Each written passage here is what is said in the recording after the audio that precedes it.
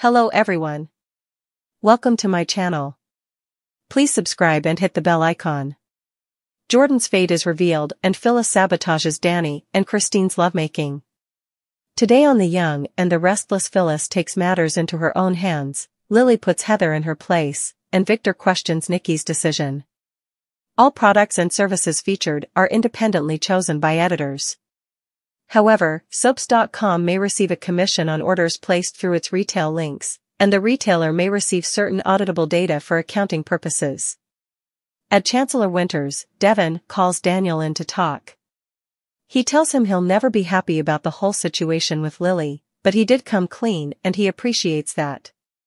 Daniel cares about Lily and didn't want to make it worse by lying. Devon warns there is no coming back. If he wakes up and thinks he made a mistake, that will be his problem. Daniel doesn't think that will happen. Devon warns that if it does, he doesn't even want the thought to enter his mind that Lily might give him a second chance. Daniel would like to see if they can make this situation less painful and more comfortable for Lily. Devon agrees. Daniel tells Devon none of this would have happened if it didn't feel right. He didn't intend to hurt Lily. Devon argues that the reality is that he did. Lily doesn't need to be reminded at every turn of what he put her through. Daniel will try, but they live in the same building and work together on Omega Sphere. Unless you're considering dumping it. And me. Devon says it's crossed his mind. At Crimson Lights, Lily and Heather stop in their tracks when they come face to face. Heather welcomes Lily home, and Lily reminds her she already said that. Heather says she's glad that Maddie is doing better. Lily isn't doing this with her. I left town, you got what you wanted, so congratulations. I have nothing to say to you.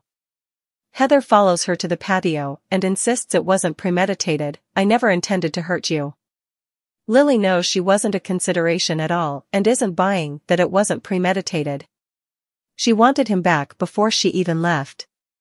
Christine walks into the GCAC and Danny stands up from his table to greet her. They sit, and he asks if she got his message. She says she got his singing voicemail and felt like the luckiest woman on the planet. She muses, about your proposition? He asks if she was able to check her schedule. Christine tells him she can clear it, so she would love to go on the tour with him. Danny is stoked. Christine hopes it will be first class all the way. Danny argues that she can't have the full rock and roll experience unless they go coach.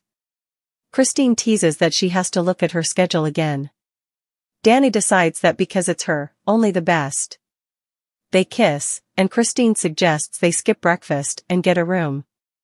Danny's in, and asks her to give him a minute. After he walks away, Christine texts Nina to tell her she can't meet her after all, but she'll be happy when she finds out why. Suddenly, Christine looks up and Phyllis is standing there. The bug about sitting all alone. Christine thanks her for her concern, but she's fine. Phyllis tells her, you inspire me. She sits down and says, you don't have to pretend with me, Cricket.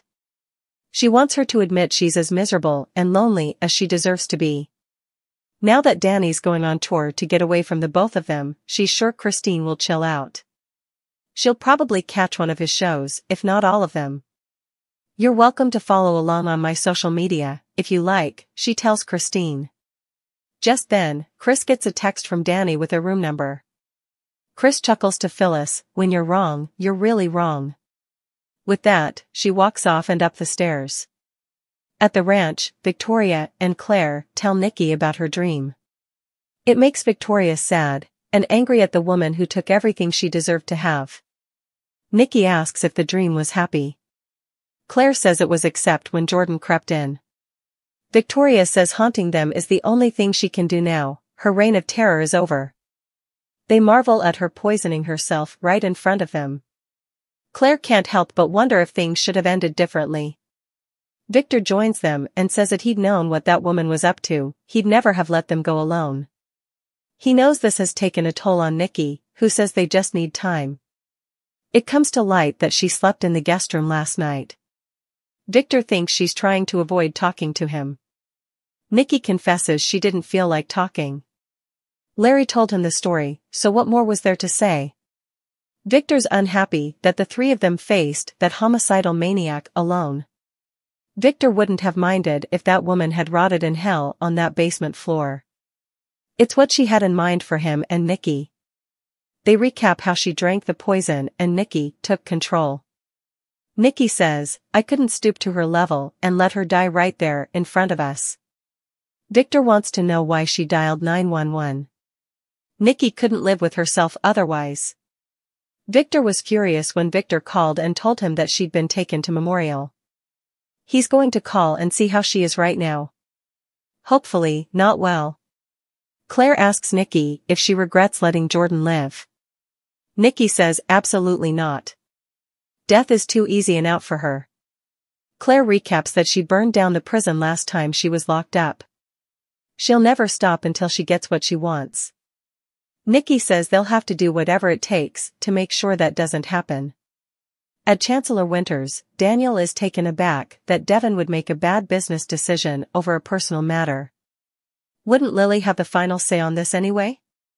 Devon says she does, but he doesn't think seeing him around the office and around where she lives is going to work out in his favor. Devon reminds him they can keep the division and replace him. He will always protect his family over his business. Daniel isn't trying to hurt Lily, they've been through this kind of thing before. Devon recaps that he cheated on her while she was taking care of her child.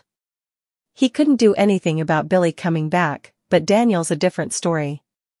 He'll have a conversation with Lily and then Daniel will be the first to know what's going to happen.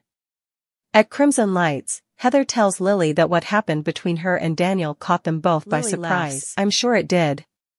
She knows this wouldn't have happened if Daniel didn't want it to, and she's holding him responsible for his choices. Heather is trying to say that she's really sorry this caused her pain. Daniel is sorry as well. He made it clear they had to keep their distance until he could speak to her in person. Lily's not concerned with how many times they had sex, the fact that they did it at all is what matters. They talked about their feelings for each other, when they were going to break it to her, and shared it with Lucy and her brother. All of that is enough to change everything. Heather isn't sure what else to say. Lily reminds her she didn't even want to talk to her. She understands what she's trying to say, but it doesn't make it hurt any less. This is a double betrayal, by both of them. She wanted her friendship with Daniel to last, but friends don't do what he did to her. And the same with you. Who was the first person to welcome you back to Genoa City? Who got you a job? She tells Heather not to talk to her or apologize. "I'm not going to absolve you." Heather assumes she's going to fire her. Lily hasn't decided yet. Lily walks out and runs into Daniel, who asks how she's doing. Lily says, "I'm great, thanks," and continues on her way. Daniel and Heather exchange a look. Christine enters the suite Danny got them at the GCAC, where he has candles lit, music playing, and is holding a single red rose. He hands it to Christine and they kiss.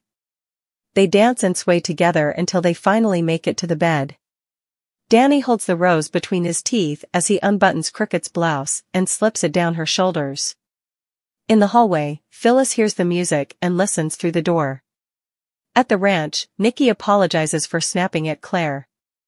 The three of them need to be strong and more bonded than ever. Victor reappears and grunts that Jordan is on the mend. She'll be transferred to a maximum security prison soon. Nikki thinks if they'd let her die, they'd be just as inhuman and despicable as her. Victor argues she should have died on the cold basement floor, like she planned for them. Nikki would rather she rots in jail, thinking about her failure to beat them. Victor asks, what if she escapes the prison again?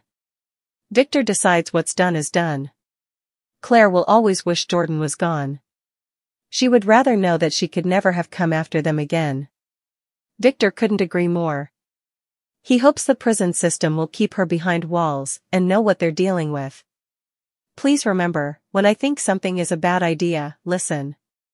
At Crimson Lights, Heather tells Daniel that Lily doesn't just feel betrayed romantically, but also as his friend. He hopes they'll come out of it okay, but it's pretty much up to her. Heather hopes they can, for both of their sakes. Daniel tells Heather she's not the one who should have to take the fallout. Heather owns her role in it. Lily hired her at Chancellor Winters, and this is how I repay her. She won't waste any time feeling sorry for herself as she's not the injured party. They go over Lily being blindsided. Heather thinks she's starting to process it now, and the anger is pretty prevalent. I don't think we've seen the full extent of her reaction. Lily arrives at Chancellor Winters and Devon asks about her mood. Lily says she ran into Heather. She told her she didn't want to talk to her, but she followed her to tell her how sorry they are and that they didn't plan it. She didn't realize how upset she still is until she saw her face. Devon urges her to let it go. Lily asks why she should do that. Devon says it's not worth her time. Lily has plenty of time. But I will move on, right? Because that's what I always do. This really hurts. Devon will do anything he can to help. For starters, we can consider shutting down Omegasphere and letting Daniel go so he doesn't have to be in your orbit every day. Lily has thought of letting Daniel go, and Heather too, but it's immature and unprofessional. Omegasphere is doing great and Heather is a great attorney and they need her there. Devon thinks they need to do whatever it takes to keep Lily focused and happy. Lily thinks happy is a stretch. At Crimson Lights, Daniel assures Heather that whatever happens next they'll handle it together. They're a family again and it's something they never thought in their wildest dreams was possible. They need to focus on never losing it again. In their suite at the GCAC, Danny makes love to Christine while Phyllis listens through the door. Eventually, she walks off, but stops when she passes the fire alarm. She walks back and pulls it. At the ranch, Victoria's glad that her father has calmed down. Claire doesn't think he seemed all that calm, but at least the situation is behind them now. Nikki says the whole experience has brought them closer together. Claire says she's right. That's something Jordan can never take away from them. Nikki stands and takes Victoria and Claire by the hand. We truly did beat her. They share a group hug. At Memorial, Jordan tells herself to stay calm. The poison got me out of that room. That was the point. Now, I have to stay in here long enough to figure out my next move. She jerks the handcuff joining her to the bed rail. Next on The Young and the Restless, Jack and Tracy worry about Ashley's behavior, Danny romances Christine, and Audra makes a shocking decision.